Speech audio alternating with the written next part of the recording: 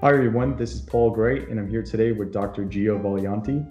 Dr. Gio is a renowned psychologist who trains some of the top athletes, investors, and business executives around the world. Dr. Gio is the proud author of a fabulous book called Fearless Golf, which I highly recommend you all check out. In his prior role, he was the head performance coach for one of the greatest traders of all time, Steve Cohen, and his firm Point72. He also trained some of the top golfers in the world, including US Open champion Justin Rose, Players champion Matt Kuchar, and Davis Love III. Dr. Gio, thank you so much for coming on. Thank you for having me, Paul. Very excited for today. Likewise. Dr. Gio, can we start off by discussing how you went from teaching to working in the sports field and then transitioning to the business side of things? Sure. It's a story of fortuitousness and some randomness in life. I was getting I had an academic bent growing up, getting my Ph.D. at Emory University on a fellowship with the intent of being, a classically trained academic and a college professor, and studying psychology under arguably one of the best psychological researchers in the last, maybe 50 years, a guy named Frank Baharis. Sure. But what was happening is that the psychology I was learning was not being applied to sports or golf. It was, highly theoretical, highly empirical psychology. And having grown up in sports, I thought, boy, if you could bring this it's called social cognitive theory, Bandura's social cognitive theory, into golf, I think it can make a real splash. Because I grew up playing the game. My dad used to tell stories about it. So anyway, went on to become a college professor as I intended at Rollins College. And while I was there, I just started doing a couple small little studies in social cognitive theory and golf, and amazing results started to happen.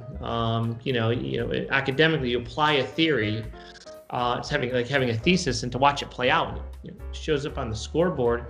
And eventually I ended up getting a phone call from Jack Nicklaus's son, Gary Nicklaus, and working with Jack Nicklaus. And at one point or another, I ended up working with all three medal winners in the 2016 Olympics, Henrik Stenson, Matt Kuchar, Justin Rose.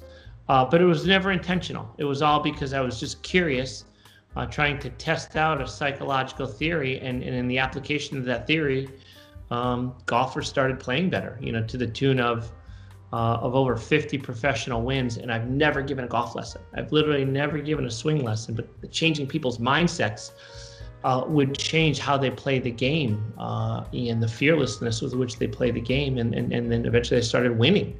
So the golf thing happened to me, and eventually became bigger than the academic thing. So I was out at the US Open, out at Chambers Bay, when I first got the call from Steve Cohen. His chief of staff reached out to me. And the way that happened, I'll tell you very quickly, is somebody had read Fearless Golf in the banking world. They emailed me and said, hey, your book speaks to my job as an investment professional. Would you coach me? So I ended up coaching this. It was about 15 years ago. And I ended up coaching this person, but I never sent them a bill. We worked for about 6 months together. And then 8 years later, I get an email saying, hey, my career's doing great and I need a guest speaker. You never sent me a bill. I really enjoyed our work. Will you speak at my conference? So I went and spoke.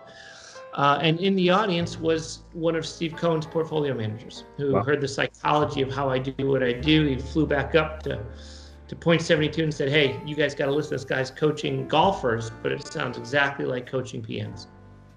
That's amazing. And what was that whole experience like, meeting Stevie Cohen for the first time? Well, it was fascinating in regard that I wasn't immersed enough in the world of finance to know who he was per se. I didn't, to me, growing up idolizing athletes, to be able to spend time with Davis Love III or David Duval or Justin Leonard or Jack Nicklaus, that was a big deal to me. I was living the life I wanted to live. Finance and Steve Cohen were not big deals, which is what probably made me so comfortable around him. I mean, I knew he was rich, but I've met a lot of rich guys before, so money doesn't intimidate me. He was, I remember our first meeting, smart as can be, kind, gracious at his house. He was thoughtful. and we ended up having a wonderful, wonderful relationship. I think the world of Steve. I wish everyone could know him the way that I do. He's competitive and he's tough and he likes to win, but the humanity that is imbued in that man is remarkable. Very nice. And in your experience with him, I know in your prior interviews you speak a lot about outliers. I know you weren't too familiar at the time with people in finance, or finance for that matter, but in speaking with him, did he give off the impression that he was different from the herd, that he was exceptional? And what you're saying is true. You know, the bulk of my professional career has been studying exceptionalities, like the people who live in the tail end of the curve at whatever they do. You know, so I've worked with the best wakeboarder in the history of wakeboarding, some of the top academics, some of the top investors, some of the top athletes, and even coached some of the top coaches of those athletes. So to live at the tail end of the curve is an interesting thing. And that's what I love about the hedge fund world and Wall Street in general. It's just the IQ points. I love the amount of talent that has found its way into the investment community. Initially, no. You know, Steve is a down to earth guy. You've all heard him in interviews. That's how he is. He just talks very plain. He's humble. You know, you would never know if you just met him and didn't know who he was, you would never guess all the success. But what does reveal itself very quickly is the insight, the thoughtfulness, the awareness, the presence, and over the course of the years, the genius got to come out. Like in fact, I told him yesterday, you know, how thankful I am to have had a front seat to him, just because he is, you know, we look at these profiles of competitive excellence in psychology. You know, you look at things like tenacity, you look at mastery versus ego, you look at what their fuel is, you look at the purity of the engagement of the craft, you look at the breadth of thinking, the willingness and ability to adapt and innovate, press and advantage, self-awareness, all those things that all the best competitors have. And Steve has them all. And I mean, he's truly a profile of excellence. Very nice. And you know, it's interesting. In drawing correlations to Steve and golfers that were really exceptional in their career, just to give you one example, like Tiger Woods, if you look at both of them, they both started very early in their careers in their respective crafts. So my question to you is, does that kind of help create an outlier, or are outliers just already born that way? Well, and I want to scale this to many of the portfolio managers I worked with at Point72. It wasn't just Steve. I had 50 of those PMs, and they are many of them remarkable in their own right, and they are outliers. So, you know, when I speak, I'm speaking really thinking of that entire sample of talented individuals. You know, the nature-nurture debate has been going on forever. You know, how much of you know, quote unquote, your abilities is talent, and how much we trained and learned, and exceptionalities. The reality is that it depends on the individual. You know, even in golf, you think about golf. Someone like Rory McIlroy is born. He's purely talented. Phil Mickelson is purely talented, and everyone knows it. You know, when you golf with those guys for 20 years, and everyone gets it. Like, Rory McIlroy has the same golf swing he had when he was 6 years old. And ask any golfer on the PGA Tour, you know, what's the most remarkable shot you've ever seen hit in golf? Most of them will tell you it's the time they played with Phil Mickelson. Sure. You know, the things that Phil does out there as an artist. And listen, when I look up at the sky at night, you know, as I do regularly with my kids, I see the Big Dipper. And Van Gogh saw Starry Night. You know, so geniuses just see things differently. You know, 100 people can look at the exact same thing, but the genius has a differentiated view. In the case of someone like Rory McIlroy, Phil Mickelson, maybe Steve Cohen a little bit, certainly Tiger Woods, the way he sees the game, a lot of that is born. But then it's also honed. You know, the shtick on Michael Jordan, they'd say he was the most talented and the hardest working, and that's a killer combination. So right. At the elite levels, talent alone doesn't get you there. There has to be a real work ethic.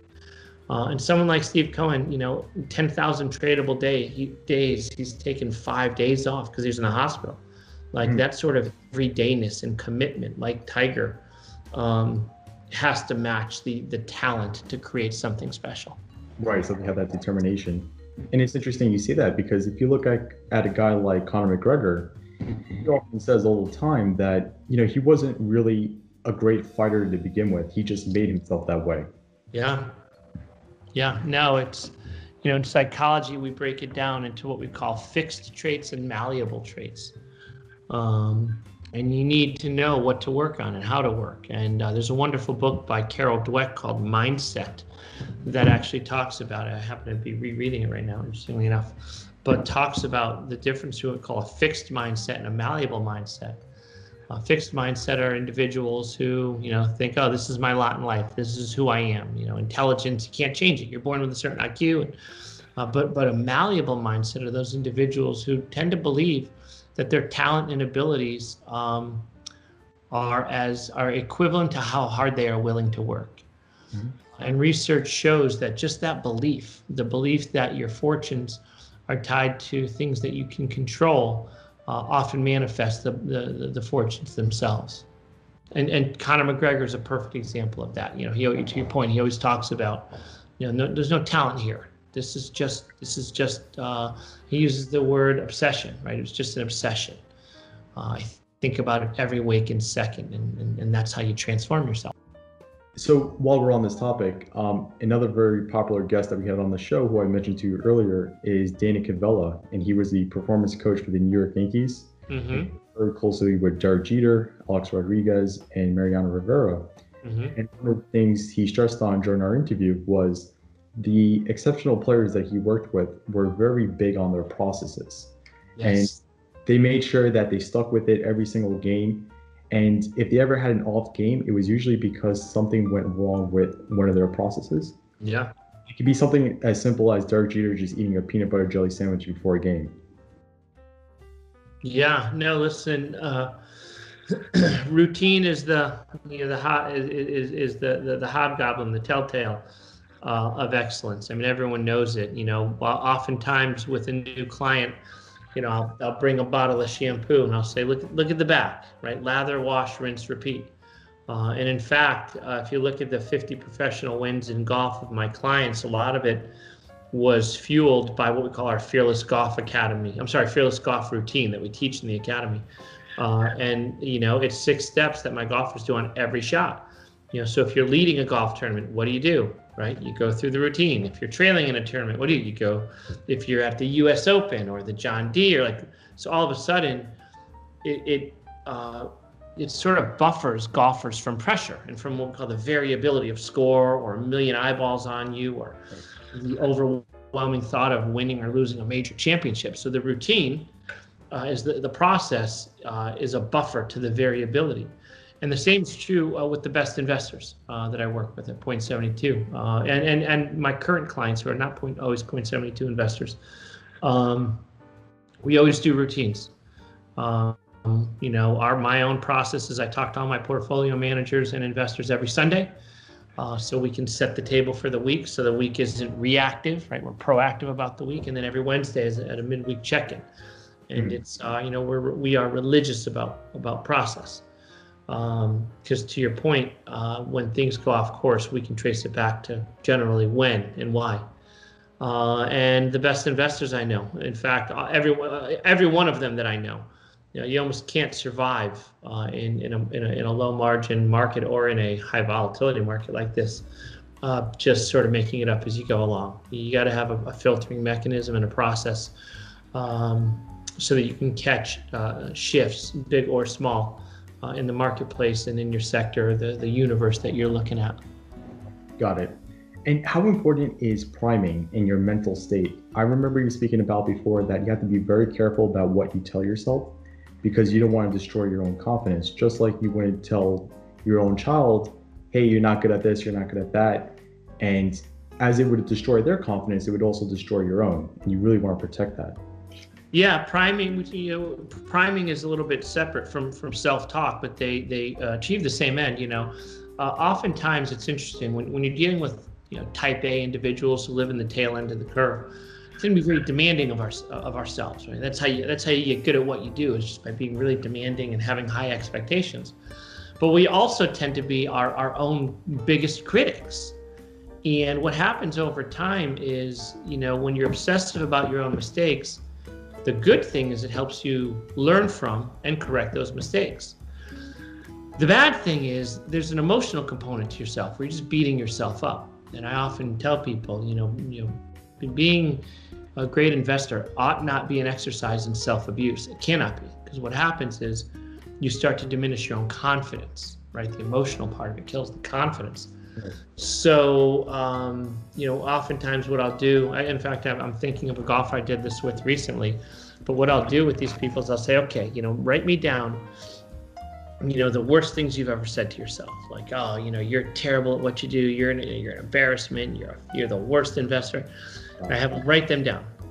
And then I say, okay, give me your phone. Take out a picture of your family. Take out a picture of your kids. And I say, okay, now read that list to your children, like what you just said to yourself. Say it to your kids. And they say, no, I would never do that. Right? And, I'm like, why? You wouldn't tell your children they're worthless? You wouldn't tell your children, that they're terrible? And, because eventually they're going to believe it. And what makes you think you can be so hard on yourself every day? And you can't talk yourself into failure. I mean, we can talk ourselves into success. We can certainly talk ourselves into failure. So self-talk really matters, and that's in fact part of the process I engage with my PMs. And then we also prime them. Absolutely, we engage in what a Harvard psychologist, Howard Gardner, called reflecting, leveraging, and framing. Right? We try to frame the situation as well as we can. We leverage, which means we identify what our strengths are. Where our own strengths and our institutional strengths are, and how do we apply those strengths to getting better. And so self-talk and priming are huge components to great psychology. Interesting. And what is framing? Is that looking at a situation in a different lens to kind of make it brighter than it might actually be? That's right. It's a reinterpretation of the experience. Jack Nicklaus always said, you got to run the race you can win, right? So if I'll give an example of framing. If I don't drive it farther than that person, well, then I'm better with my irons. I'll work on my irons. If that person's a better iron player than me, I'm a better putter, or I'm a better course strategist, course strategy, or course management. You're always trying to identify, rather than look at yourself and all your weaknesses and all the reasons you cannot win. It's framing a situation that gives you the best possible chance of being successful. And that's what historical winners can do. They strategize well, and they frame situations that give them a chance to win. I'll give a quick example. Is Bill Clinton. Bill Clinton at the time, before he was president, they were not voting people from the South for president. It was generally sort of an elitist, Northeastern, Midwestern type thing. And they certainly weren't nominating people to the presidency who had alcoholic mothers and no fathers. And Bill Clinton, growing up a poor Southern kid with no father and alcoholic mother, said to himself, he said, listen, I like people, and people tend to like me. I have a great memory, and I don't need a lot of sleep. I wonder if I could parlay those three traits to the White House, right? And so, listen, 5 hours of sleep a night, remembering the names of every person he met, and then being, in his view, generally on the right side of history and the right side of people. And he framed it the right way. I'm not going to define myself by what I do not have. I'll define myself by the strengths and what I do. And he parlayed it to 8 years in the White House. Absolutely. That's fantastic. So it sounds like he overcompensated for what he thought were weaknesses and just doubled down on those strengths. That's awesome. Right. That's right. That's what good competitors do. And while we're on the subject of kind of teamwork, one of the interesting things I think you often speak about is how poker players get together and form cohorts where they're able to kind of diagnose each other and figure out what they're good in and what they're bad in.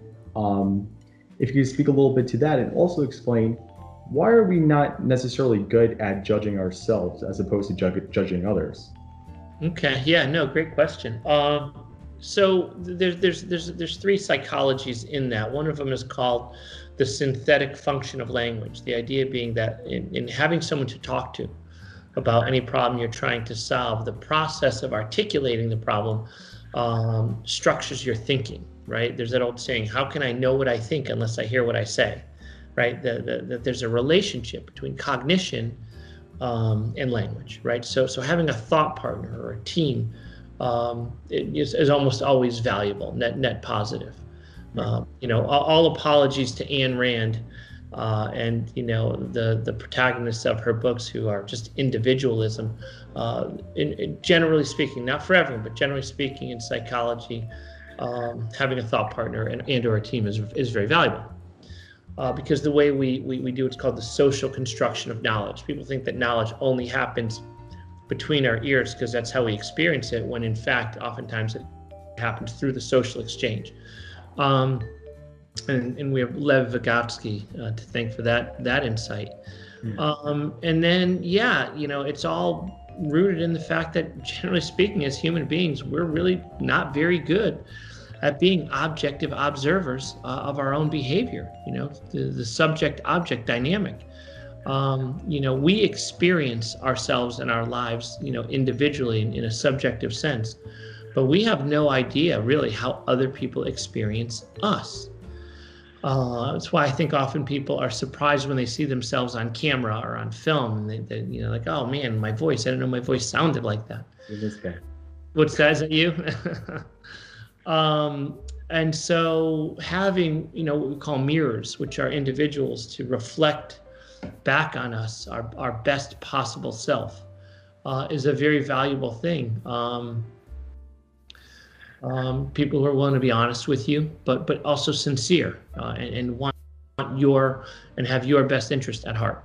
If you can find that person or those people and create a culture where you're getting honest feedback from people who are seeing you objectively, that's a hell of a culture.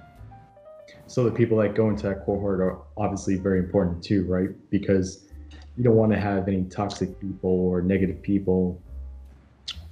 Yeah, no, the old saying that a bad apple can ruin the barrel is psychologically really true.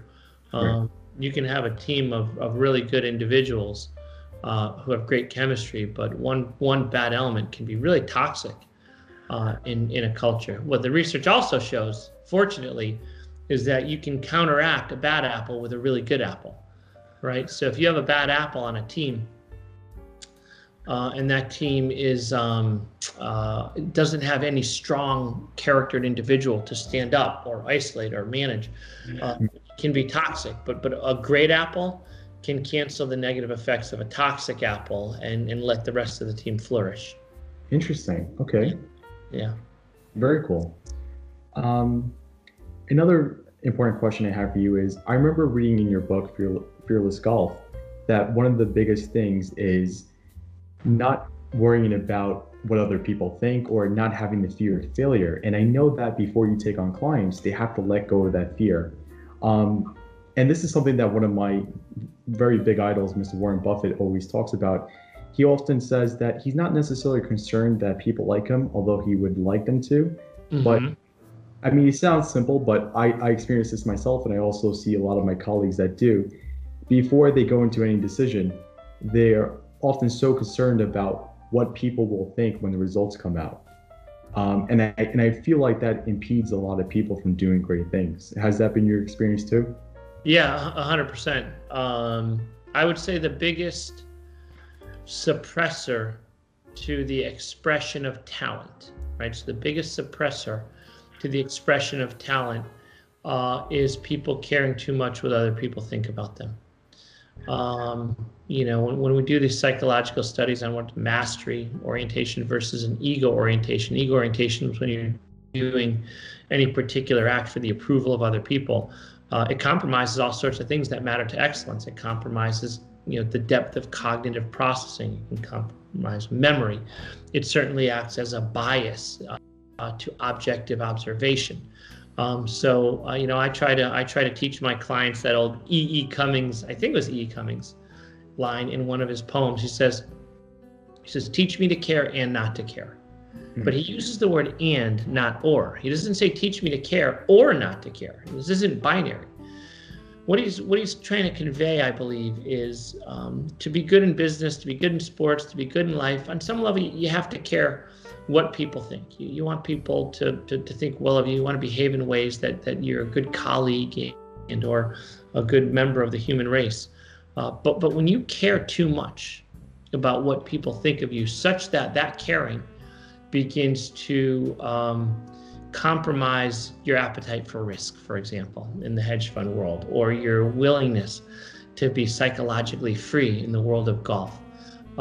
It's really taking that very thing that makes you special and putting it in your pocket. So, we always want to manage. I always say, listen, it's important to feel important, and you want to be a good member of a community, but never let wanting other people to like you come before the pursuit of the greatness of the craft itself. Like, love learning for the sake of learning, love investing for the sake of investing, love the game more than the glory. And if you can do that, you click into, or you trigger all the really important psychological traits that can help you be really good at something. So you think by focusing more so on the passion of what you're doing, whether it's sports or investing, you could kind of overcome that fear of failure or fear of what other people think? Is that fair enough? 100%. That's right. And it gives you a cleaner lens into greatness. Got it. I love that. And, Dr. Gio, we have a lot of investors, obviously, that watch this show.